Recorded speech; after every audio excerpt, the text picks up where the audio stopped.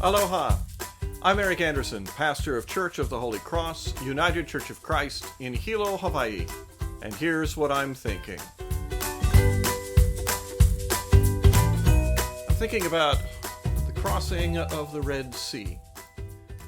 It's in the 14th chapter of Exodus. I'm also thinking about the song the people sang from the far bank of the Red Sea, which is found in Exodus 15. Honestly, what strikes me first is how much work this miracle was, not just for God, who clearly did a great work here, but also on the part of Moses, Aaron, Miriam, the leaders of the people, and indeed the people themselves. Remember, they had to pack very quickly before they actually made their way towards the shores of the Red Sea.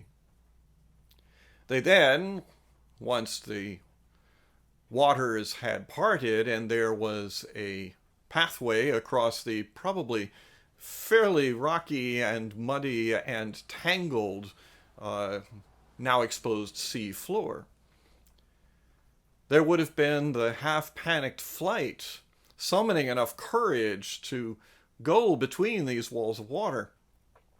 How would one know that they would stay intact? How would one know that they would not fold in again at some random moment? So yes, a lot of work. But I also confess to being, well, a little disheartened by the song of triumph sung on the shores of the sea. Because the other thing that was marked by the miracle were the deaths of who knows how many of Pharaoh's soldiers. Horse and rider have been thrown into the sea. So the song goes.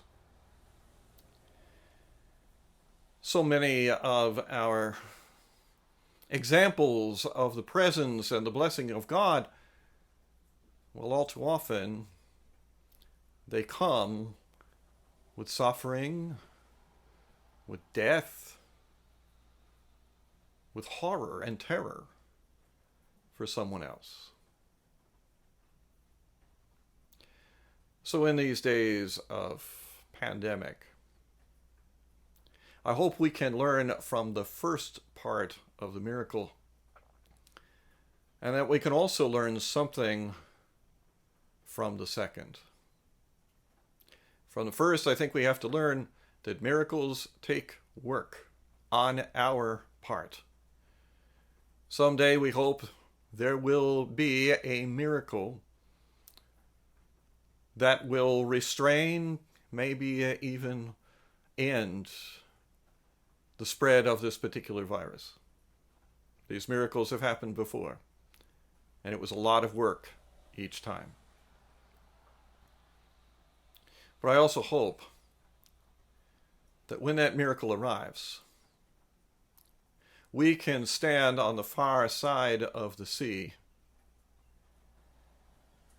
and as we raise our songs of thanksgiving for the deliverance of those people who've made the crossing,